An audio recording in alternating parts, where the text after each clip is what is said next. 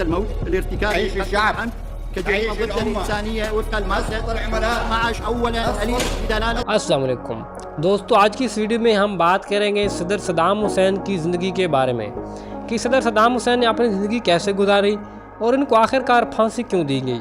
اگر آج صدر صدام حسین زندہ ہوتے تو شاید فلسطین کے اوپر اتنا ظلم و جبر نہ ہوتا۔ صدام حسین کتنے بہادر شخص تھے، آخر کار انہوں کس وجہ سے پھانسی دی گئی۔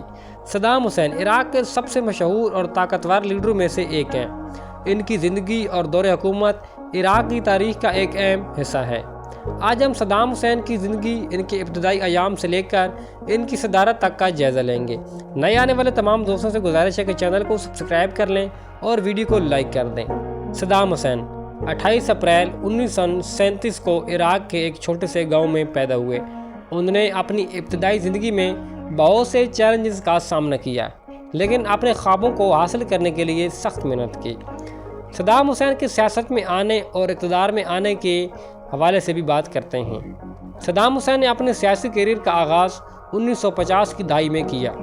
انہوں نے بعث پارٹی میں شمولیت اختیار کی اور اپنی قائدانہ صلاحیتوں اور سیاسی ذہانت کا مظاہرہ کیا۔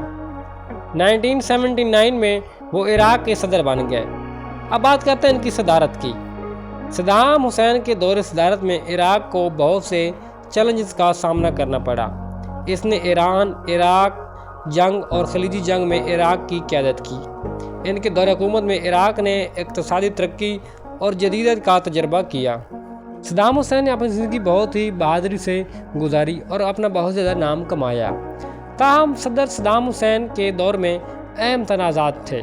انہیں انسانی حقوق کی خلاف ورزیوں اور بڑے پیمانے پر تباہی پھیلانے والے ہتھیاروں کی وجہ سے بین الاقوامی تنقید کا سامنا کرنا پڑا۔ 2003 میں امریکی قیادت والے اتحاد عراق پر حملہ کیا اور صدام حسین کو گرفتار کر لیا گیا۔ آخر کار صدام حسین کو 2006 میں پھانسی دے دی گئی۔ عراق میں ان کی میراث کا بحث موضوع بنی ہوئی ہے۔ کچھ اسے ایک مضبوط رہنما کے طور پر دیکھتے ہیں، جبکہ دوسرے اسے ایک عامر کے طور پر دیکھتے ہیں۔ آگے چل کر آپ کو صدام حسین کی پھانسی کی ویڈیو بھی دکھاتے ہیں۔